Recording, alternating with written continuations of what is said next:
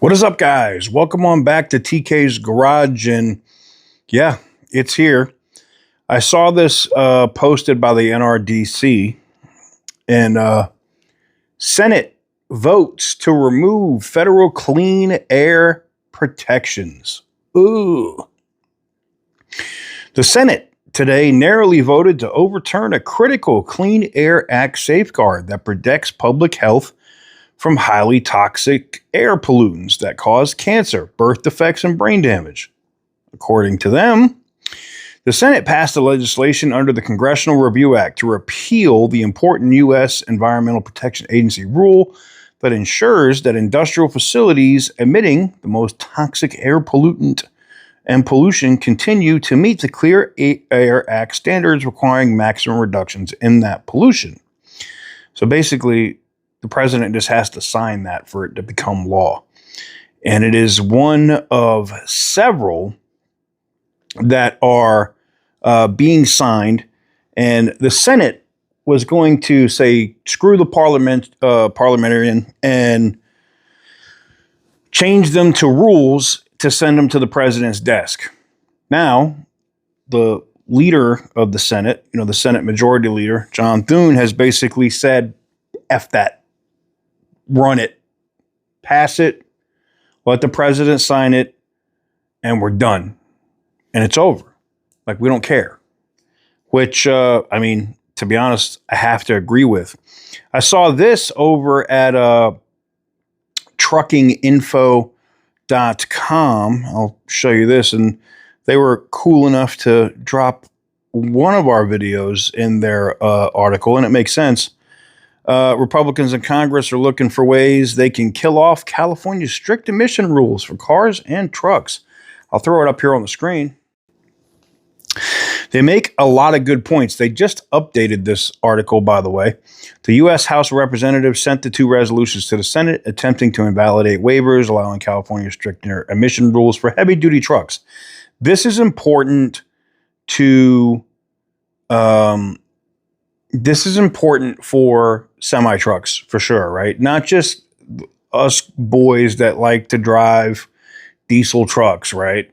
Or us that like to cut our catalytic converters off our Cadillac or our Corvette or our Hellcat, right?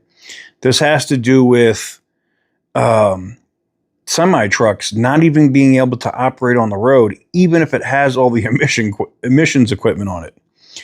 So, the story was originally published on April 4th. They updated it as of May 1st.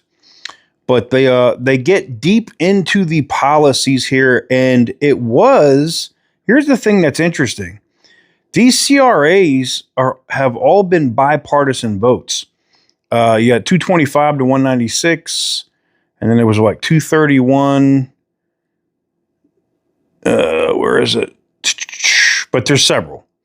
But basically, they're going to repeal, the other issue that's going on, which is going on with the big, beautiful bill, which I'm excited about, is putting the Stop CARB Act in there, specifically to repeal California's waiver of Section 209, right? And repeal Section 177 completely out of the Clean Air Act, which would prevent any state from ever setting an emission standard.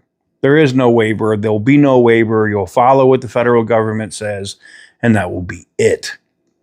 So I think that is actually huge news.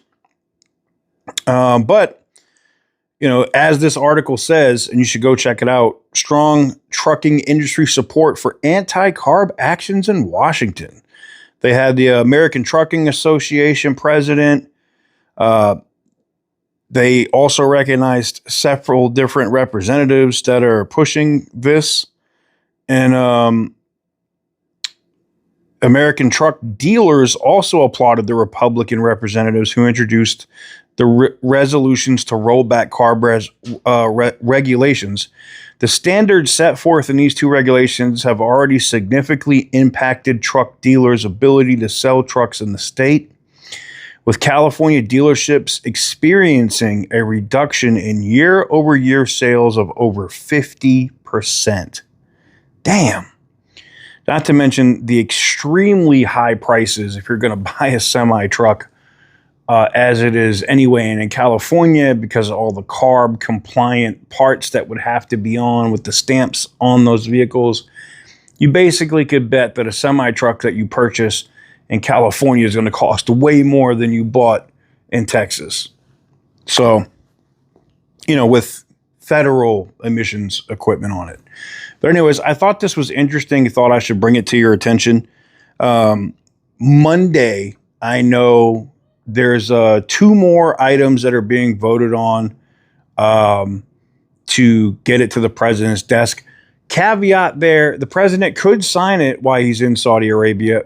I don't think he will. It does give the Senate a little bit of time to get everything done that they need to get done. If they're not just going to propose these as rules and they're saying that they are eligible under CRA, it makes sense because then there's no get back, right? Like the Supreme Court can't rule on it. They have no say over it.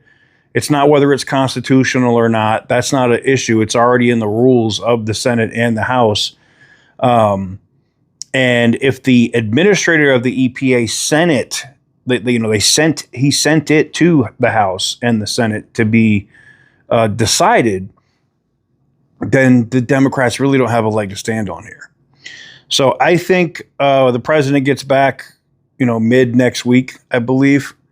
And, barring him going somewhere to, finalize a trade deal, I think he gets back mid next week. And we have some massive news on this, on the CARB front.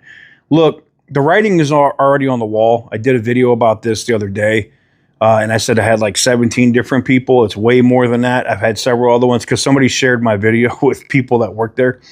And now the people that have all been laid off, now they all want to talk. So I'm telling you now, you're going to see YouTube channels in California, probably people that work for the state government that have YouTube channels. They're going to have some of these people on and they're going to be exposing all kinds of crap that went on at CARB. Watch. Anyways. Let me know what you guys think in the comment section down below. Give the video a big thumbs up if you like what I do. Hit the subscribe button if you haven't already. And as always, stay petty, my friends.